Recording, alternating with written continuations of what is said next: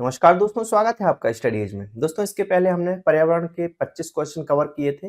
वो था video number 1, उसमें बहुत अच्छा रिस्पांस मिला। ये है उसी कड़ी में वीडियो नंबर 2। ठीक है, इसमें हम 30 क्वेश्चन बहुत ही महत्वपूर्ण कराने वाले हैं। यदि आप किसी भी एग्जाम की तैयारी करते हैं जिसमें कि पर्यावरण आता है, तो इसमें आप जो है इस वीडियो को देखने के बाद आप कॉन्फिडेंट फील करेंगे। चलिए स्टार्ट करते हैं। तो ठीक है, यदि एमपी टेट कर रहा है, सी टेट दे रहा है, कोई भी एग्जाम दे रहा है जिसमें पर्यावरण आ रहा है, तो आप इस वीडियो को देखने के बाद आपको पता चलेगा कैसे क्वेश्चन आते हैं। ठीक है, ज्यादा कुछ कठिन नहीं है। चलिए देखते हैं पहला क्वेश्चन क्या है।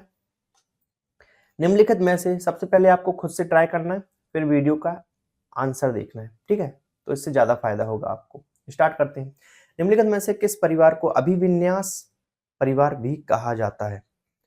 तो अभिविन्यास परिवार कहा जाता है समरक्त परिवार को। समरक्त मतलब ऐसा परिवार जिसमें सभी का रक्त समान है। ठीक है, इसको हम बोलते हैं समरक्त परिवार। दूसरा है, बालकों का सामाजिकरण सर्वप्रथम किसके द्वारा होता है? तो बालकों का सामाजिकरण सबसे पहले होता है परिवार के द्वारा। परिवार से ही सबसे पहले बालक का सामाजिकरण होता है, और परिवार के जो बड़े बुजुर्ग हैं उनको देख के ही बच्चा सीखता है। ठीक है, नेक्स्ट है, रेगिस्तान का जहाज कहा जाता है। रेगिस्तान का जहाज कहते हैं ऊंट को। और ऊंट की जो है जीवन प्रत्याशा भी पूछी जा सकती है आपको। 40 से 50 साल तक की आयु होती है ऊंट की। ठीक है, ऊंट की जो एवरेज जो पानी जो ऊंट जो है रेगिस्तान का जहाज कहा जाता है, और ऊंट जो है 7 से 10 दिन तक जो है पानी पिए बिना रह सकता है। ठीक है, उसको यातायात के लिए उपयोग किया जाता है राजस्थान में। और आगे बढ़ते हैं। किस मालवाहक पशु को मनुष्य का मित्र कहा जाता है? तो मनुष्य का मित्र कहा जाता है घोड़े को। घोड़ा जो है प्राचीन काल से यातायात का वाहन है, यातायात का साधन है घोड़ा। ठीक है, और घोड़े की जो जीवन प्रत्याशा है 25 से 30 साल की होती है। घोड़ा जो है 360 डिग्री देख सकता है दोस्तों, ये भी आपसे पूछा जा सकता है। ठीक है, चलिए आगे बढ़ते हैं। पौधों में गैसों का आदान प्रदान कैसे होता है? तो पौधों में जड़ों के द्वारा, तने के द्वारा, फूलों के द्वारा, या फिर पत्तियों के द्वारा। तो पौधों में गैसों का आदान प्रदान होता है पत्तियों के द्वारा। ठीक है, पत्तियों में छोटे छोटे छिद्र होते हैं जिनको रंध्र कहा जाता है, आपने साइंस में पढ़ा होगा। ठीक है, पौधे पौधे जो वातावरण से CO2 लेते हैं, कार्बन डाइऑक्साइड, और ऑक्सीजन जो है छोड़ते हैं। आगे बढ़ते हैं। प्रकाश संश्लेषण क्रिया में पादपों के द्वारा वातावरण से कौन सी गैस अवशोषित की जाती है? तो प्रकाश संश्लेषण क्रिया क्या है? जब हरे पौधे जो है के हरित लवक का प्रयोग करते हुए, सूर्य के किरणों का प्रयोग करते हुए, प्रकाश संश्लेषण विधि क्या है ये बता रहा हूं मैं। प्रकाश संश्लेषण विधि क्या है? CO2 का प्रयोग करेंगे, ठीक है, प्लस हरित लवक और प्लस सूर्य का प्रकाश और इन पानी, इन चारों चीजों का प्रयोग करके पौधे अपना भोजन स्वयं बनाते हैं। इस क्रिया को हम प्रकाश संश्लेषण कहते हैं। तो CO2 लेते हैं और ऑक्सीजन छोड़ेंगे, और ऑक्सीजन के साथ क्या बनाएंगे? ग्लूकोज बनाएंगे। ठीक है, तो इसका आंसर क्या हो जाएगा? कौन सी गैस अवशोषित करते हैं पौधे? Carbon dioxide. कठपुतली प्ले में कठपुतली को किसकी सहायता से नचाया जाता है? तो कठपुतली प्ले में इसको डोरी की सहायता से नचाया जाता है, आप सबने देखा होगा। ठीक है, और जो लोक कथाएं और कहानियों को व्यक्त करने के लिए जो कठपुतली का प्रयोग किया जाता है, और ये कहाँ पर किया जाता है सबसे ज्यादा? राजस्थान में। ठीक है, राजस्थान में सबसे ज्यादा इसका प्रयोग किया जाता है कठपुतली प्ले का। विवाह किस प्रकार का उत्सव है? तो विवाह एक पारिवारिक उत्सव है ना। दो परिवारों के बीच में जो संबंध होता है तो उसको हम बोलते हैं विवाह। तो ये क्या है? एक प्रकार का पारिवारिक उत्सव। राष्ट्रीय आवास नीति की जरूरत क्यों थी? दुर्बल वर्ग के लोगों को आवास देना, सही है। नगरीय स्लम क्षेत्रों की को विकसित करना, बिल्कुल सही है। अपर्याप्त असुविधा वाले मकानों में सुविधाएं प्रदान करना, ये भी सही है। उपरोक्त सभी, तो उपरोक्त सभी इसका आंसर हो जाएगा। किस प्रकार के मकानों में सुविधाओं का अभाव मिलता है? ग्रामीण, बड़े, छोटे, या शहरी? इसका आंसर क्या हो जाएगा? छोटे मकान में। अगला प्रश्न है, छात्रों को पर्यावरण अध्ययन की सभी शाखाओं को एक साथ पढ़ाने हेतु कौन सा उपागम श्रेष्ठ है? कौन सा उपागम श्रेष्ठ है? एकीकृत उपागम। प्राथमिक विद्यालय में विज्ञान संग्रहालय बनाने का सबसे प्रमुख उद्देश्य होता है पाठों को शीघ्रतापूर्वक दोहराने के अवसर, व्यक्तिगत शिक्षा के अवसर प्रदान करना, छात्रों में अवलोकन तथा संग्रह करने की आदत डालना।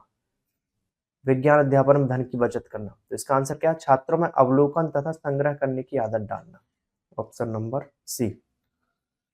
समूह कार्य से पर्यावरण अध्ययन कर रहे बच्चों की सामाजिक व्यक्तिगत विशेषताओं के आकलन के लिए सबसे उपयुक्त क्या है? मौखिक प्रश्न करना।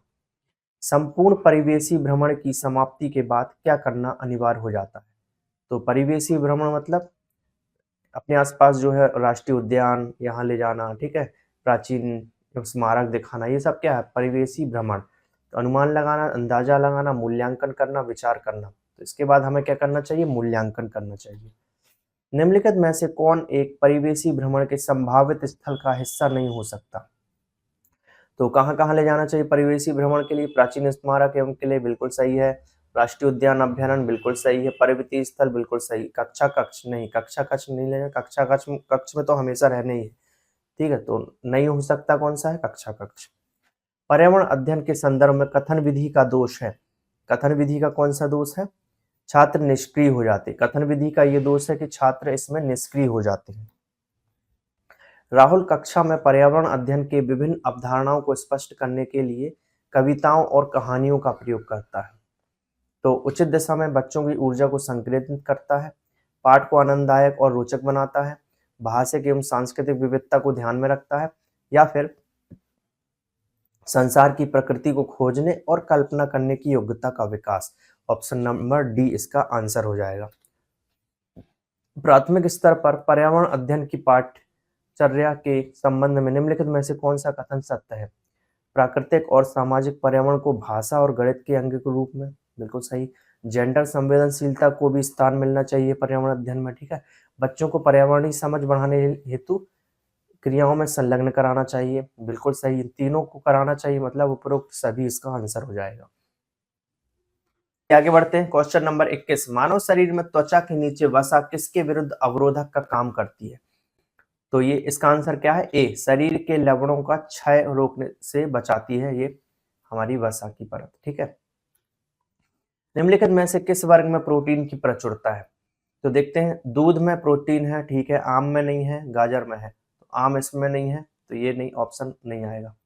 अंडा, मटर, मछली। अंडा में प्रोटीन है, मछली में प्रोटीन है, मटर में नहीं है। सोयाबीन में है, चना में है, मक्का में नहीं है, ठीक है। सेब में होता है, दही में होता है, मांस में होता है। तो ऑप्शन नंबर डी इसका राइट आंसर हो जाएगा, ठीक है। तो ऐसे चेक करना है आपको। खाद्य संरक्षण के लिए निम्नलिखित में से कौन सा जोड़ा ठीक नहीं है? खाद्य संरक्षण मतलब हम जो खाने योग्य चीजें हैं उनको ज्यादा समय तक कैसे बचा सकते हैं, ठीक है। जैसे हमने आम का अचार बना दिया तो उसको संरक्षित कर सकते हैं काफी टाइम तक। तो इसमें देखते हैं, आलू से चिप्स बना दिए, बिल्कुल सही है, ठीक है। दूध, पनीर, दूध से पनीर बन जाता है तो ज्यादा दिन तक चलता है, ये भी सही है। कच्चा आम से अचार बना दिया, ये भी सही है। तो सेब जैम, ये जोड़ा जो है ठीक नहीं है, सेब से जैम नहीं बनता, ठीक है। आंसर सी आ जाएगा इसका। धूल के प्रभाव से क्या होता है? रक्त खुल जाते हैं। सॉरी, इसका देखते हैं, इसमें क्वेश्चन जो है गलत लिखे हैं, ठीक है। इसमें क्या है? रंध्र खुल जाते हैं, ये लिखा है रंध्र खुल जाते हैं।